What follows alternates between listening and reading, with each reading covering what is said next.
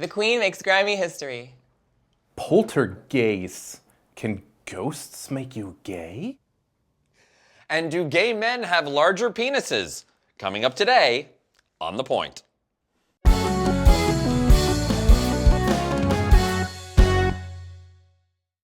Hello and welcome to The Point, the only talk show bringing gay and straight men together to see what happens. And welcome today. Today, actually, we are experiencing our first kind of snowstorm of the season, so it feels cozy to be inside, doesn't it? All together. It's quite lovely, isn't it? It is. Unfortunately, Matt couldn't be with us today, so we have filling in a very special guest, Carmine Malfitano. Thank you for having me today. Carmine is here, actually. He is a social worker in research. Well, I'll let him explain what that means. But he ended up coming on the show because he contacted us. He had lots to say about the whole topic of gym sex, when we talked about gym sex a few episodes ago. This is not sex with a guy named Jim. No, I just want to clarify. No. Yes, and I believe you've clarified that before. The reason why he contacted us is because he has done a lot of looking into the differences. A lot of sex with guys at the gym. No, a lot of after that. Yes, he's done a lot of research on the topic of the differences between gay and straight men, behaviorally, anatomically, and all that. Talk a little bit about your thesis, actually. Yeah, sure. That was actually my previous life. Your previous life? Yeah, currently I am a social worker in research, so I do clinical work, and by clinical work I mean delivering psychotherapy. And I am involved with research, which are the two passions in my life. It's a little bit of my dream job. But in my previous career... I thought you meant like your past life. I was like, wow. He was reincarnated, and now it's Carmine, the psychotherapist. Yes. In line with the ghosts being, yeah. When I was living in Milano, I was working and studying neuroscience. That was my field. And at the same time, I was very active in the LGBTQ community. I was an activist in the local LGBTQ association, and I co-founded the first university-recognized student group in my university. So I was kind of walking in this two world. And at that time, there was a time where the two worlds collided. Now, I don't know if this happened in North America as well, but 15 years ago, there was some research on homosexuality that made it to the media. And it was a big deal for the LGBTQ community. This research was looking into whether, they were looking into the causes of homosexuality. They were looking whether it is nurture or nature. So it is genetically coded, or is it affected by the environment? It's not. Well, There you go. Sorted it. There, it's done. Argument What's our next over. topic? Sorry. well, actually, that at least in Italy at that time, you imagine the context. That's a time where Italy was not open to LGBTQ issues, and at the same time, conversion therapies were still a thing. They're still a thing today, unfortunately, but at that time, it was like the go-to thing for society. So. The LGBTQ community reacted to this research quite strongly because the leaders were saying if scientists are looking for a cause, it means that they're going to be looking for a cure, and we don't want that. Like, I mean, we don't care where it comes from. We're queer, and that's it. That's all it matters. And Get used to it. I get used to it. That's what it is. But at that time, I had a very controversial view on research. That's because I didn't know at that time that research and politics actually are quite interconnected. I was very naive. So my point was that, no, that's not fair. Like, research is research, and we have to take it for what it is. We can't go back to the church before the 17th century where, beliefs is what you have to look at, and research is secondary to that. So you're saying like there's value in research regardless of the ideology. So like it's worth looking into causes of homosexuality, not that it won't lead to trying to find a cure, but there's value in understanding.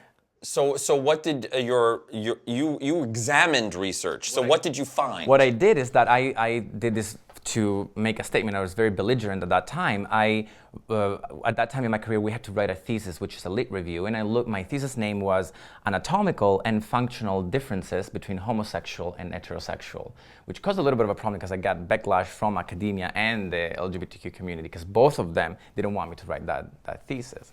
So to give you a bit of a summary of what I found, and this is it's Don't dated. summarize. Take us through every single Yeah, point. sure, Fred, I think we have. Don't have all the time for that, but give us the quick summary. Well, it's dated research, so I want to preface that because now I'm in a different field. But what at that time I found is that when it comes to nurture and nature, actually, and it's both. There's evidence for both genetic components and an environmental component. Really? Which what some theorists were thinking at that time, and I agree with that point, is that sexual orientation, people are born with a predisposition to sexual orientation, and then if they meet the right triggers in the environment, that sexual orientation will develop. And that's how I find that it works like this in nature for a lot of things in personality, even some illnesses, for example. Like people are, it's not, of course I don't want to put together illness and sexual orientation, but people that are born prone to schizophrenia, and then if they meet the right triggers in the environment, they will develop schizophrenia.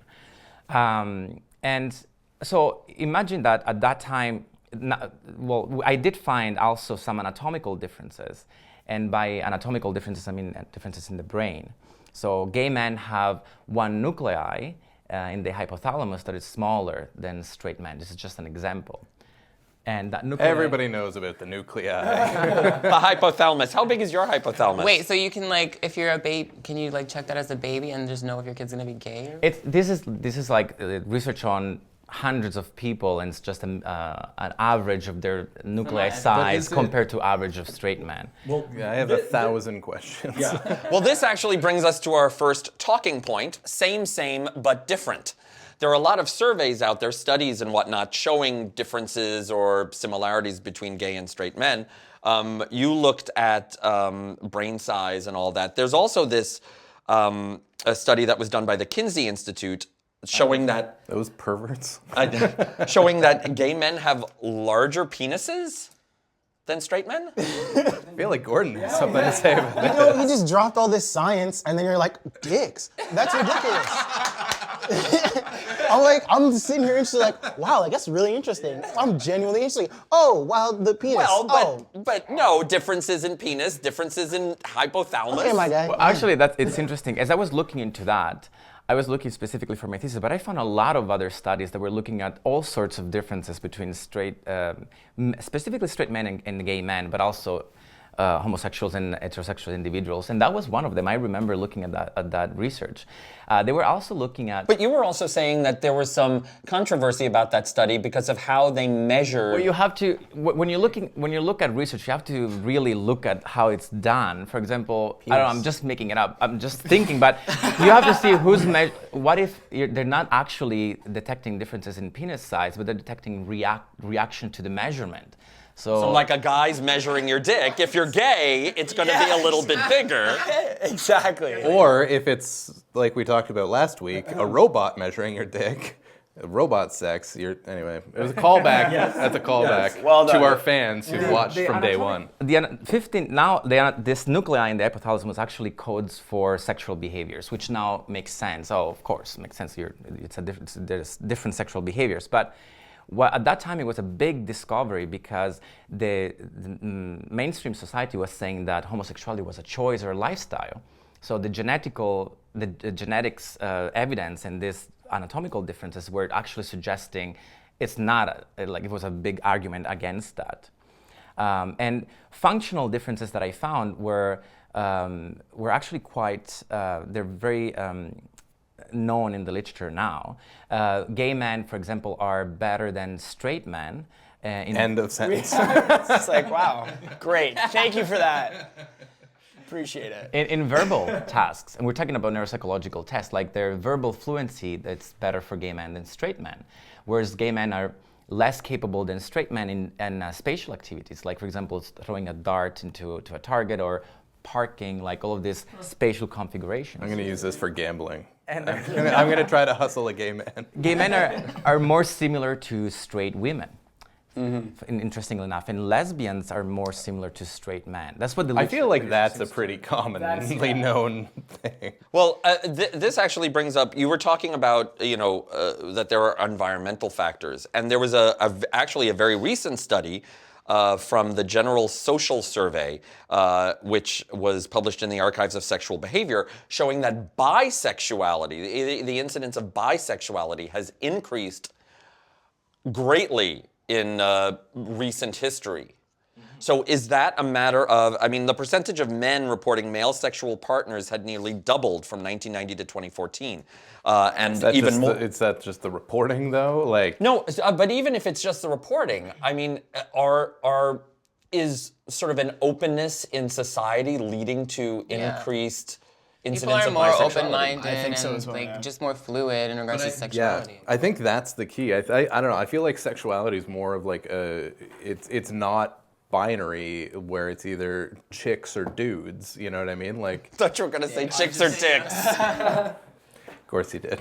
I just think everybody's just getting better looking in general. So you know. That's true. But no, but I mean like to it's to more our fans, I acceptable. literally kissed Matt last week on the show. You know, if this were the 1950s, first of all, there'd only be 3 of us on this panel, but also, you know, I mean, like the fact that people are open, you don't have to define yourself as one thing.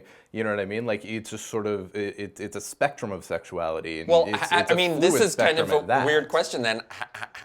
Would you have sex with, I mean, for the straight guys? I mean, I had a girlfriend in high school. Fred is but- always propositioning us on But, the show. I mean, He hasn't touched me yet today, though. Is it- Not yet. He's waiting. would you consider a same-sex, Just to try it once. just to try it once? I don't know. Actually, I'm not sexually attracted to men though. Like that's the thing. Like I'm not saying that you I can should. I'm just appreciate. curious. I don't think so. Just because I don't have that sexual attraction like I do with women. Like I see a woman, I'm like, oh my god, look at that woman. I want to do things to her. I'd say I'm obsessed. I'm obsessed with women. You know what I'm saying? I'm not trying to prove my masculinity as much as Gordon seems to be. Would you let a guy give you head though? Don't. What if you paid? What If you paid, what if I paid? Yeah, no, you know what? Then it's okay. Then it's all right if I pay for it. What if you were blindfolded and you didn't know that it was the guy, and then you found out after? How would you react? It depends how good it was. Well, obviously it was good. Obviously it was good. I don't know. I would probably be a little distraught for a little while. I'm not gonna lie. Like no offense. Well, or anything, here's but- interesting. Another study. Oops. Another study. Psychologist Allison Kirschbaum in New Mexico. She did research into men and their masturbatory habits. Sorry, did we finish up? Do gay guys have bigger dicks, or what's this? Well, according to the study, they do. But Carmine is saying that. No, but I don't think that matters though, because if I understand from the internet, women don't care about size. They a don't lie. need a guy can just finish instantly, no problem, and lie. it doesn't matter if their needs are met whatsoever, right? Yeah, Right? absolutely. Okay, moving on. According to this study, 24% of all men, gay and straight, have inserted an object into their anus during masturbation. Now, if you accept that 6 to 10% of men are gay, that means 14 to 18% of the guys who report using anal play during masturbation are straight. Well, Yes, Carmine. so one thing that I found when I was looking into this is that it's distribution of sexual orientation. Now, the WHO, the World Health Organization, they said that lesbian and gay men make up for about 5 to 10% of the general population. But I disagree with that because this is a categorical differentiation between two sexual orientations. Whereas what the research seems to point out to is that sexual orientations works on a continuum, like anything else in nature. And it has it's called a bimodal distribution, which means that two things. It's true, like most people tend to cluster closer to one end or the other, end being like homosexual or heterosexual. But this also means that the majority of people actually, it's somewhere in the continuum. They're not at the extremes. Now, it's very interesting that every single straight man I've talked to about this research, people will always respond the way like, oh, yeah, I understand that people are somewhere in the continuum, but I am on this extreme. I mean, like, everybody else I understand are like somewhere in the continuum, but I'm definitely on one of the extreme. I'm not. Which I found it, well, that's good that you Yeah, I feel like we could turn Doug. When it comes to, With not much effort. when it comes to bisexuality on the rise, I think it's, I agree with your point, like these are self-report questionnaires.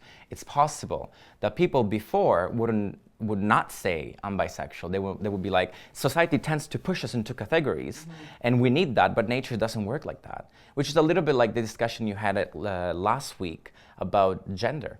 When you there's in the show there was super smoothly. There's a very big push on putting things into categories. Like it's very difficult for a lot of people to understand that things are somewhere on a continuum. But I think that has to do with like the human mind, though, is like it struggles to find patterns and categories. So I think there's a sort of a pushback of we need to understand patterns, we need to understand how things work and how they all fit together in their own sort of categorized thing just as people. But then there's the fact that in reality a lot of this stuff is very fluid and doesn't fit into those categories. And in today's society, that's what we're trying to battle with is those two things reconciling those. Although I think this one study that I found, I think answers all of our questions. It comes from the Spiritual Science Research Foundation, which bills itself as the world leader in spiritual research. Nice. In a new article, they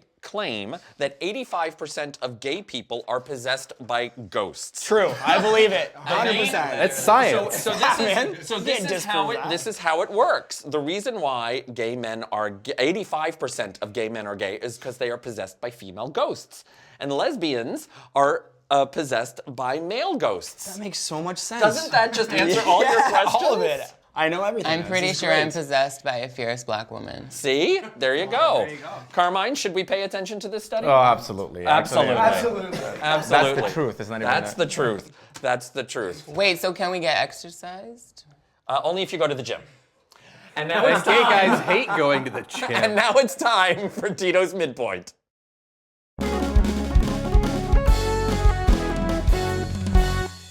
So this week we're playing Pointless. It's our take on Kill, Fuck, Marry. And it's called Pointless because it would never actually happen to anybody, so it's pointless. But let's begin. Over here. So Doug So is starting. take one. I take one and So I take ask one. somebody else. No, just do it for yourself. Just read it and... So you get 3 names. They're either going to be female or male, and if they're male, you're going to have to answer who would you fuck or marry and kill. All right. Right. Okay, so these are 3 people on the panel. No, I'm sorry. You guys are all great, but I kind of wish these 3 guys were on the panel. So the 3 that I have are Chris Pratt, Chris Evans, and Chris Hemsworth. I don't know any of these names. What, you made these? No, he's like, I don't know any of these. Oh, I think you're like, did you really get those names? Like, you literally made these. Okay, so... Can I just have sex with all 3 of these guys? Okay, You let's can see. have sex with 2, but you have to kill one of them. After. Before. It's very Black Widow, right? You have to kill them after you have sex with them. Jeez. Yeah, sometimes you... This is a really tough one. Well, I'm thinking of who I would marry, and they're all great. What's Chris Evans from? Chris Evans is Captain America. America. Chris Pratt is the Guardians worst of the superhero. Galaxy. And Chris Hemsworth is Thor. I would marry Captain America because I feel like he'd treat me right. But he couldn't defend you against anybody because he's trash. So. We'll get into that after.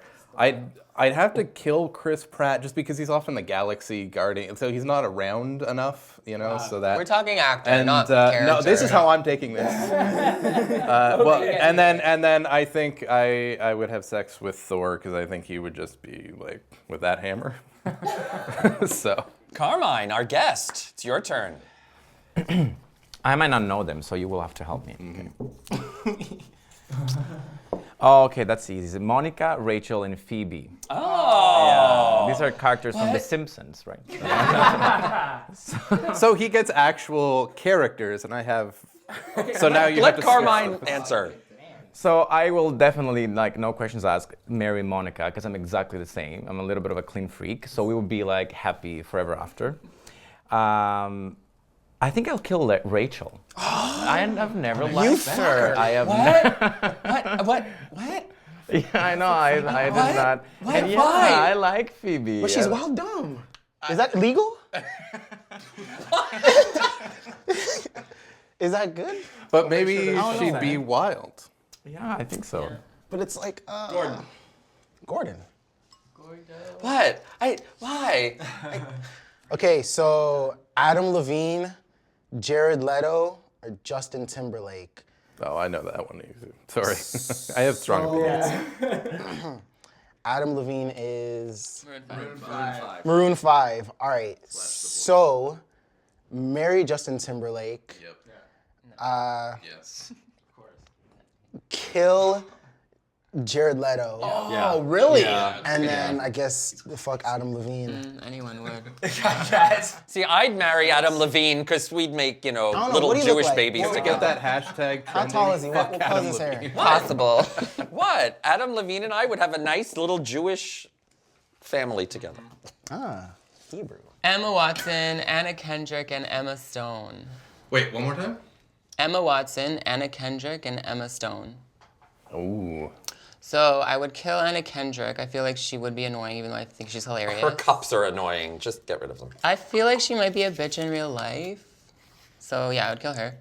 I would marry Emma Stone because she's so cute and funny. And I'd fuck Emma Watson because I couldn't marry her. She's too smart for me.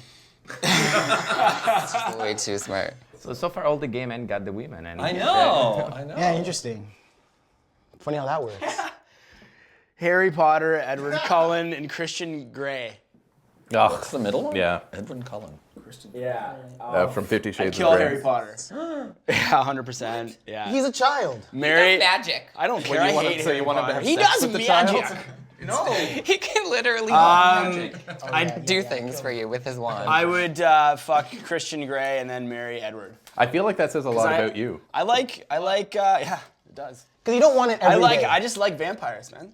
You don't want Christian and he Grey would to... last you your lifetime because And you're also into the rough play. A little bit, yeah. But he'll brutalize you every night. You don't want and it shimmers in the sun. All right, Fredward. And I got women. This is interesting. Kerry Washington, Maggie Q, and Julia Louis-Dreyfus. Maggie Q. Who's Maggie Q? Oh, well, she's in Designated Survivor now. Like old school Nikita or? Like, All right, Fred. Okay, I'd fuck Kerry Washington. I'd marry Julia Louis-Dreyfus.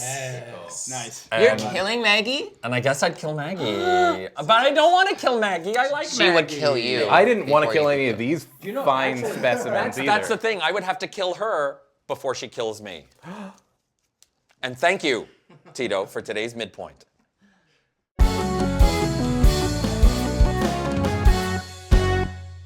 And it's time for talking point number 2. And the nominees are... So the Grammy nominations came out this week, and Beyonce made history, which should make She Tito... was also snubbed because she should have got nominated for country. Well, this is... What? No. Daddy lessons, come Okay. on. Song's Okay. fire. Okay, There you before... Song's fire. Let's explain this. She's the only recording artist in history to be nominated in 4 genres in the same year. Pop, rock, R&B, and rap. Now, she does have a country song on her current album, Lemonade, which people said should have been nominated for... Because she's the greatest recording artist of all time. I will let you finish, but she's the greatest. But she did make history with that. So, Tito, what do you think? I'm over the moon, ecstatic. I still need hope to she listen to that wins them album. all. Now, okay, so here... But she won't because Adele is obviously going to take everything, which is annoying. Think but so? Who is? Obviously. Really? Adele. Why? Because Adele. she's Adele. She has to win Well, the everything. big- I mean, in my opinion, Beyonce's far better than Adele. Just for so many reasons, like the work ethic and everything, and talent, everything. In my opinion. I don't think we really know a lot about Adele's Well, work okay. ethic. Well, I Okay. mean, I'm just Adele's saying, like, hardworking. compared to Beyonce, I mean, she works her ass off, apparently. Like, it seems that way anyways. And I mean, I'm sure We don't Adele, know that much about everybody. True. But Well, Adele doesn't have to learn choreos. She stands there and sings like. that's... I'm also pretty sure it's pronounced Adele. Okay, so here are the nominees for Album of the Year, the big award, and I want to know who should win, who will win. Adele, 25. Beyonce, Lemonade.